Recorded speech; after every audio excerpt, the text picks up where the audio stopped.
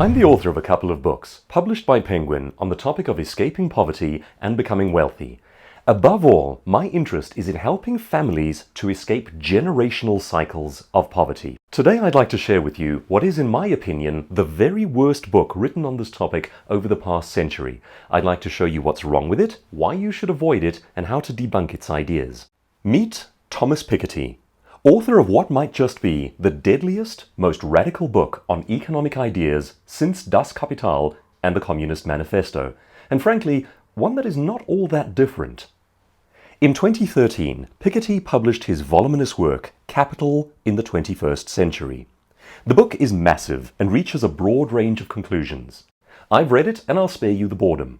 Beneath barren stretches of verbiage and endless charts, boring to the point of being coma-inducing, its most significant conclusions were: 1.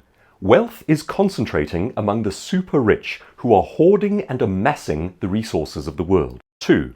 Their assets help them to produce more assets, which leads to a spiral holding them perpetually atop society. 3. This represents tyranny and oppression and must be stopped for the good of society. 4. The goal is not to solve poverty. The goal is to solve inequality. And 5. To solve all of this, a global tax and redistribution policy must be put in place. Taxes on businesses and wealthy individuals should be cripplingly punitive. Assets should be seized. Even your children should not be allowed to inherit from you. The flaws in Piketty's work are numerous. They are moral, philosophical, and procedural. The moral one is obvious. You are not allowed to steal from people. Like all Marxists, Piketty pretends this away with a terminology switch. It's not stealing, it's redistribution. If the government does it, it's somehow morally acceptable. If you prioritize individuals and their sanctity and their rights, this argument holds no water. If you are a collectivist, though, well, then everything changes.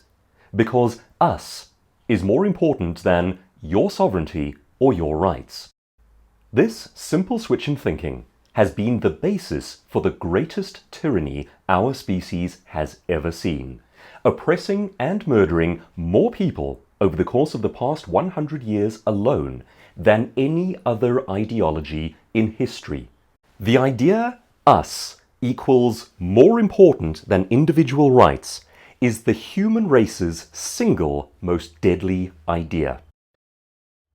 Let us dismantle some of Piketty's assumptions, which derive directly from Marxist theory. Our first observation is perhaps the most interesting. His primary claim might not even be true. Lord Mervyn King, former governor of the Bank of England, was quoted in a Financial Times article saying, "The principal weakness of the book is that the carefully assembled data do not live up to Piketty's rhetoric about the nature of capitalism." The Financial Times' own investigation revealed many unexplained data entries and errors in the figures underlying some of the book's key charts. These are sufficiently serious to undermine Professor Piketty's claim that the share of wealth owned by the richest in society has been rising. After referring back to the original data sources, the investigation found numerous mistakes in Piketty's work. Simple fat finger errors of transcription, suboptimal averaging techniques, multiple unexplained adjustments to the numbers, data entries with no sourcing, unexplained use of different time periods, and inconsistent uses of source data. Together, the flawed data produce long historical trends on wealth inequality that appear more comprehensive than the source data allows. Next, even if his data were proven to be correct, Piketty then assumes that wealth is a common public resource. Wealth merely exists and should therefore self-evidently be equally distributed. Piketty has little to nothing to say about how wealth is originally generated. This is the fatal flaw in all Marxist thinking.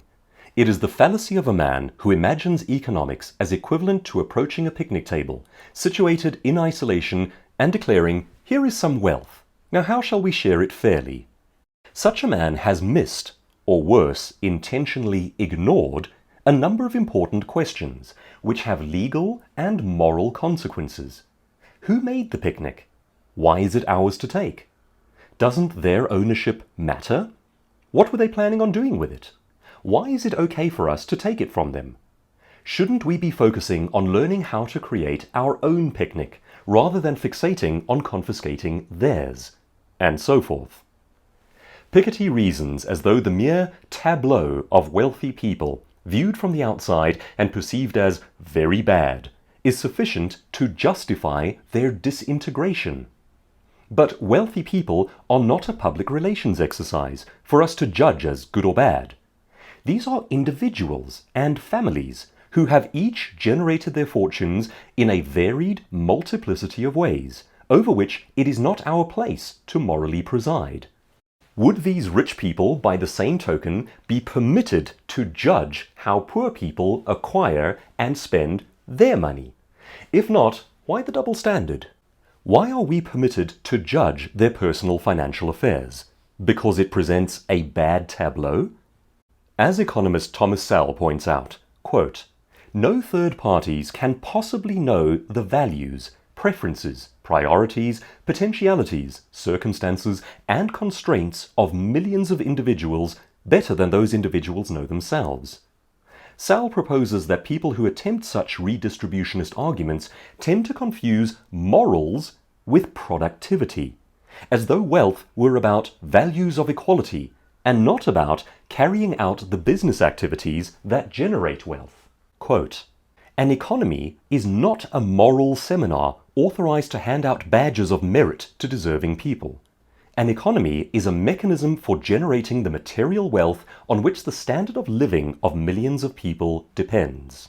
Next, Piketty conflates wealth with power, and in doing so, he dismisses even the possibilities of democracy and rule of law.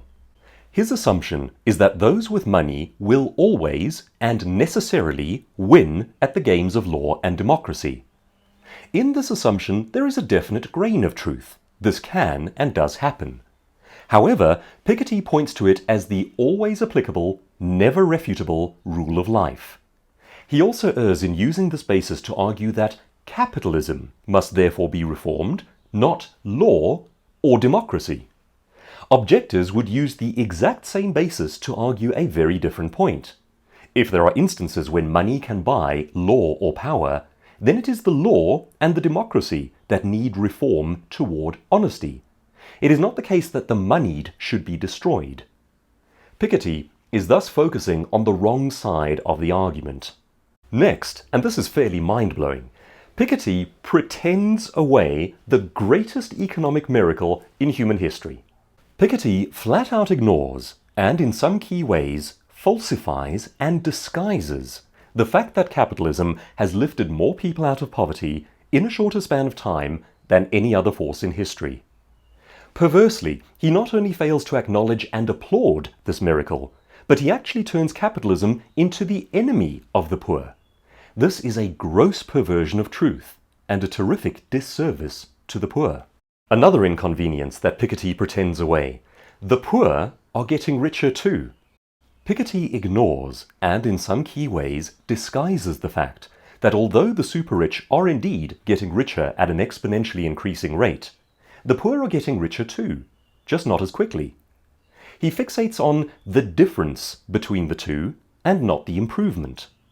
To do this, he must revisit the old communist propaganda technique. It used to be about meeting need. But when capitalism did that beautifully, communists had to reframe the argument as being about equality and not against poverty. This again is the classic error, or worse, deception, of the Marxist economist. Difference is not a bad thing. Poverty is a bad thing. And even increasing difference is not a bad thing. It would only be a bad thing if the numbers of people in poverty were trending downward. They are not. They are trending upward. Thus, increasing difference points to incredible new breakthroughs in market growth and business innovation. These are good things.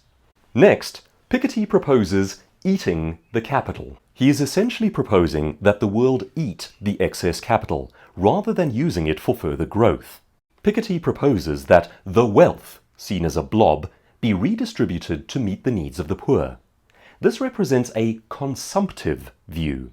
By contrast, entrepreneurs and economists know that the best thing to do with excess capital is to utilize it for innovation and for new growth, to make new things possible.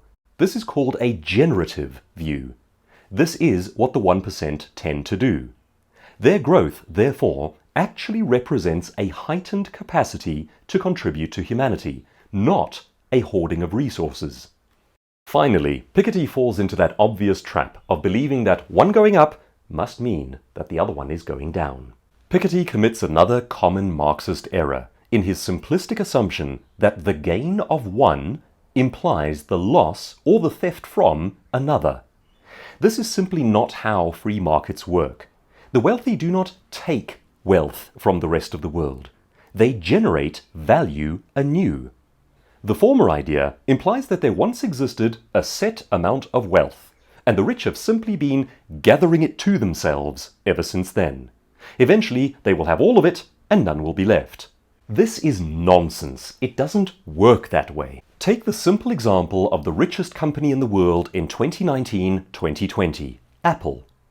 They became the richest company on earth by providing useful products and services, all of which we freely buy from them of our own will, and all of which contribute to making us more productive, and hence wealthier. Apple did not find a pile of wealth and confiscate it. Instead, they generated value. Then, as a result of using their products, the people who purchased them generated value in different ways, via their own work as enabled by Apple products. Not only do we also gain value when we buy from them, but we use what we have bought to create more new value still. Piketty simply refuses to see this. He also presumes that the rich hoarding all the resources means that there is no potential capital available to anyone else. Writing for Forbes magazine in an article titled "6 Ways Thomas Piketty's Capital Isn't Holding Up to Scrutiny," Kyle Smith argues that this is simply not true. Quote, "A huge pool of potential capital is widely available to the non-rich. Moreover, many of the rich also use this capital to fund new startups and new venture businesses. In this way, the capital available to the rich becomes the capital available to the poor. The richer the rich get, the more capital they make available to the poor." There are many additional flaws in Piketty's book, and it's easy to pick them apart. But more useful than that is to understand what we believe and what we propose to turn the tables and go on the offensive. Begin with the clear assertion that free market capitalism has lifted more people out of poverty than any other system in history. That is the utilitarian argument for capitalism, but it is also the kindness argument. You proceed from that to the moral argument. It goes like this. Socialism is structurally immoral, insofar as it constitutes compulsory confiscation from those who generate wealth. Free market capitalism, by contrast, is highly moral. Nothing promotes peace like free market capitalism. Firstly, it is a strong deterrent to wars between nations. Secondly, it is a strong incentive for disparate groups of people to overcome their differences in the interests of mutual cooperation and mutual benefit. Thirdly, its operating conditions are premised on trust and fidelity. It compels us to learn to trust one another and, in turn, to live up to the trust expected of us. When we break faith or betray trust, we lose our capacity to do future business. This weeds out the bad faith players in a process similar to evolution. It gradually improves societies. Thus, it is a virtuous cycle. It actively makes us better, and it actively promotes good behavior. Finally, the free market system spurs innovation. It is responsible for every life-saving invention you care to name. Every good product that helps people, keeps children safe, increases our medical care and our standards of living, or saves lives, our families' lives, started with either a capitalist incentive or was made possible by free market demand. Piketty's ideas have now been debunked so often and so thoroughly that there exists an entire subcategory of books called The Problem with Piketty. Yet here's something curious. Listen to the language heard on the news. Watch for those phrases like the 1%ers and taking from the rest of us, all of that kind of Marxist garbage, and ask yourself why, if it has been debunked, it is still in common usage. Next, try this experiment. Walk into a bookstore and see if you can find the original Thomas Piketty book, Capital in the 21st Century. I guarantee you in almost any bookstore in the world, you'll find it there. Now see whether or not the books pointing out the factual inaccuracies, the errors, the omissions, and the outright lies are anywhere to be found beside that book. I find that in most cases you simply do not see them. You have to order them online. Weird. To that end, I think one of the best books on the topic is called Equal is Unfair. It points out how there is an axis between equality of opportunity and equality of outcome, and you can have one or the other, but not both. When you start looking for socialist equality of outcome, you must necessarily transgress human rights. That's the problem with socialism. If you're looking for good books on wealth, here is my advice if you care to take it. Look for the word value. If a book on wealth hinges around the word value, how it is created, how it is generated, how you share it, how you grow it, then you're probably on the right track. If by contrast the book hinges around the word redistribution, run for your life. It's the most dangerous idea we've ever had. For my money and for yours, that's the worst book on wealth in the past 100 years.